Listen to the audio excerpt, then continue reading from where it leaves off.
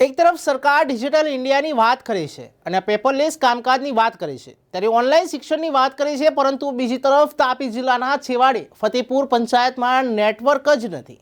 તેથી લોકોને અનેક પ્રકારની મુશ્કેલીઓનો સામનો કરવો પડી રહ્યો છે.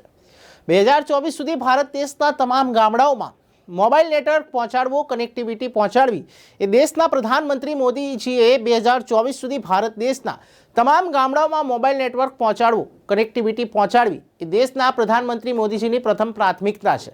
પરંતુ તંત્ર અને અધિકારીઓના પાપે તાપી જિલ્લાના સોનગઢ તાલુકાના છેવાડે આવેલા ગામડાઓમાં હજી સુધી મોબાઈલ નેટવર્કની સુવિધા યોગ્ય રીતે પહોંચી હતી, જેના કારણે અહીં ઓનલાઈન વ્યવહારો કરવા માટે, ઓનલાઈન શિક્ષણ મેળવવા માટે અને સાથે ડિજિટલ ઇન્ડિયાના સપના સાકાર કરવા માટે રહેવાસીઓને ખૂબ જ મુશ્કેલીઓ પડી રહી છે.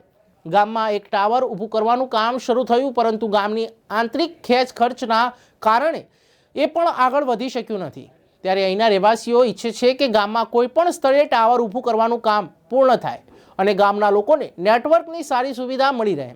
ત્યારે તાપી જિલ્લાના પ્રશાસન તંત્ર, આદિવાસી સમાજ અને યુવાઓની આ માંગને ક્યારે સંતોષે છે તે જોવું રહ્યું.